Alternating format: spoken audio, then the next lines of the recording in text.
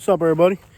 Jose from Southern Life, and this video is about what I learned working for the wealthy. Now, I'm not talking millionaires. I'm talking ultra wealthy. I'm talking about multi-million, 100 million, and even billionaires. Naples, Florida, it's one of the highest concentrations of wealthy people you're ever going to find in the United States. Are all in Naples, Florida. All the big names have houses there, from governors to presidents to ambassadors of other countries have houses in Naples and even Fort Myers, some parts. Very affluent, wealthy people live there. And this is what I learned working for them. I worked for this guy. He was supposedly a billionaire. Not with an M, with a B. Billionaire. And I did a job for this guy, and he skipped town on me for $60. Yeah, $60, this guy, billionaire. He promised all these really cool things. He used his name as a get you through the door type of thing. Oh, we're going to treat you right. They promised a lot to work for these people. And the reality of it was the guy skipped town on $60. And these people, they have somebody, you don't really get to work directly for them. They have somebody that's their go-to person. So when you work for them, you're actually working for somebody else who then refers you to that person. So it's not like you're directly going to work for a billionaire. You're going to work for them. In this case, because of what I was doing and how urgently they needed it done, I did get to see the guy, meet the guy.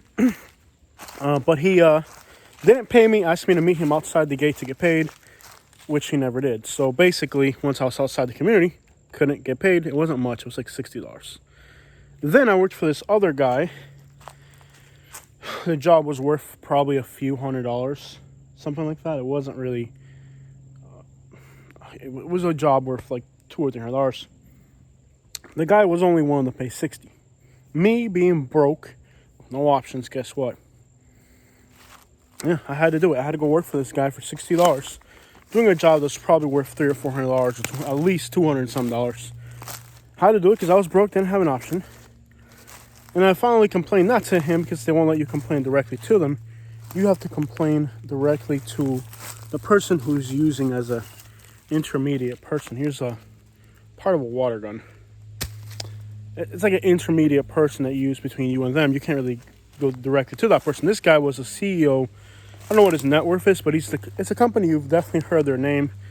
He's not the CEO, he's the owner of the company. And his last name was that company's name. So, legit deal. Company you've used for sure. This guy, I complained about the price. I said, look, this is worth this much money. So the person that was with me, that, was an intermediary person between me and him, calls me and says, hey, the person working here says this is not acceptable. This price you're trying to pay is not right.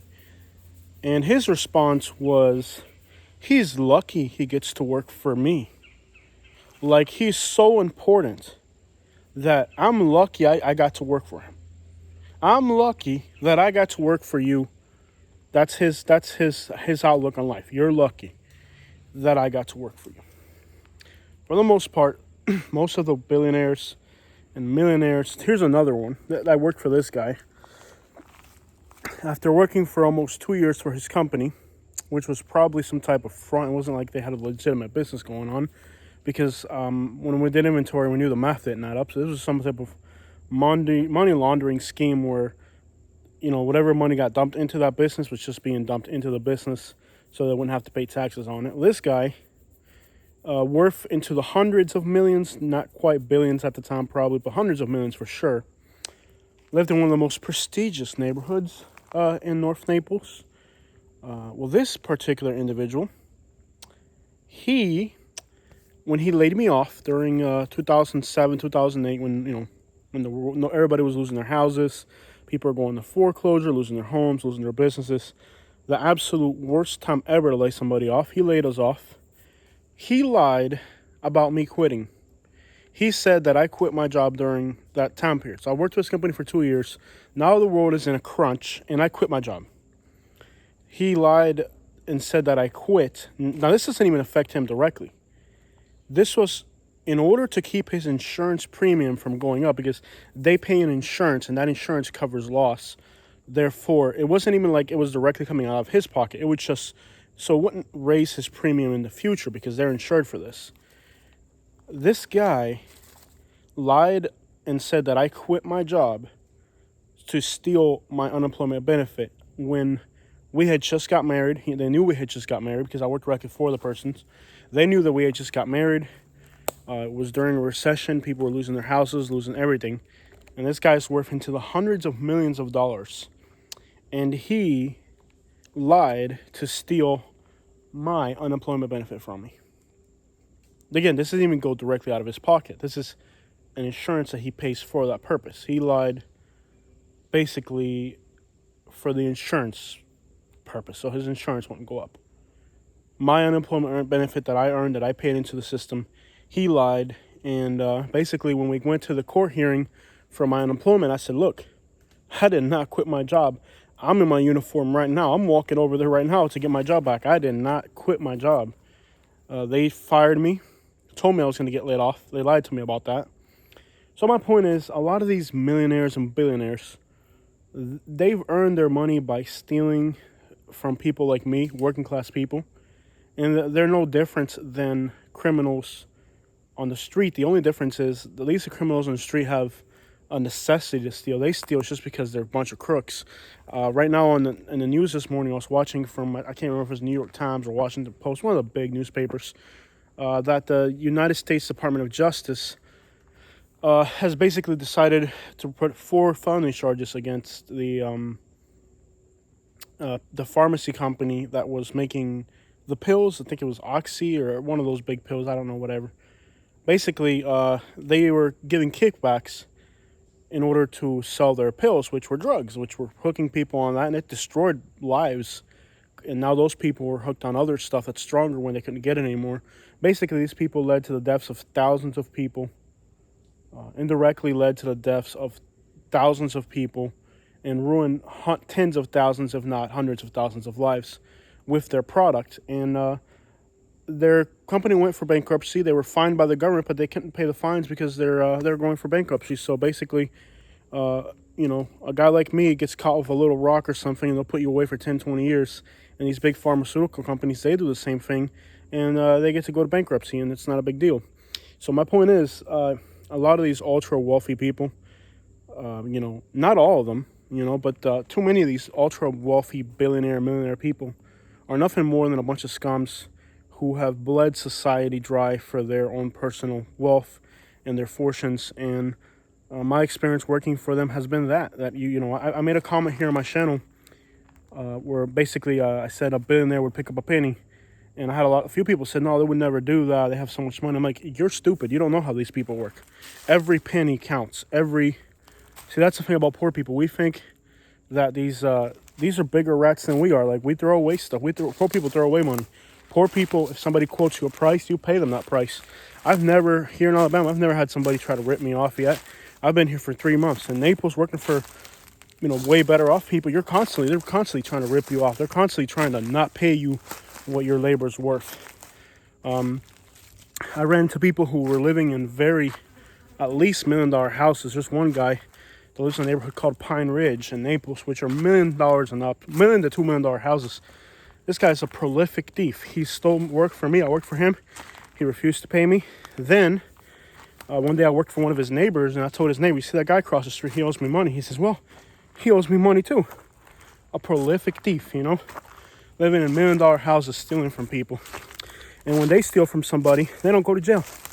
See, they do, I don't know if it's called blue collar or white collar crimes. Well, I found something on my property. Looks like the lid to an old air conditioner. Awesome, fine, cool. But anyways, these are prolific thieves. When they do the crime, they don't pay the crime. But me and you, if we do the crime, even if we don't do the crime, we pay the price regardless. Today I went to Lowe's and I bought a palm. Oh crap, I'm stuck in a giant spider web. Oh no. Today I went to Lowe's and they didn't want to give me my change back. They said they were out of change. And I said, I was civil about it. I wasn't a jerk or disrespectful or threatening, they called the cops on me. They called the cops on me because I refused to. I wasn't threatening or nothing. Cops came, and one of these stupid cops around here might have locked me up for who knows what, disorderly conduct, whatever. So if we even try to contest or speak up for yourself as a poor person, you're incriminated. However, these big corporations are stealing millions and billions of dollars from us, the working class people, and you can't even stand up to them. If you try to stand up to them, you're the one who's going to go to jail. So that's the way that works if you're poor versus if you're rich. And just because a lot of these people have a lot of money, they're the biggest rats in the world. Me, as a poor person, during that recession when everybody lost their jobs, I would have never stole from somebody anything, let alone an unemployment benefit. That's something somebody needs when they need it. Yet this guy's living in a $7 million house in Bonita Springs, driving Ferraris and Aston Martins with my unemployment benefit money that he stole from me. So that's my experience of working for millionaires and billionaires. Have I met great people? I sure have. I've met amazing people.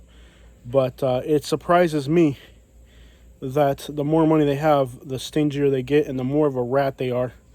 And that's not always the case, of course. But surprisingly, too often it is the case. And I would rather be poor with my dignity than be a billionaire with somebody's unemployment money. That's it right there. That's my thoughts on working for ultra wealthy people. And for you guys, a lot of times these rich people, they use their name to screw you over. Oh, I'm a billionaire. Look at me on the phone. I'm worth $1 billion. Come work for me. You'll make a lot of money. They'll make a lot of promises. And when you actually get paid, you don't get paid that. They use their name basically as a bait to catch you. So be careful out there. And if you're one of those people who likes to kiss up to people, you're setting yourself up to be enslaved by them.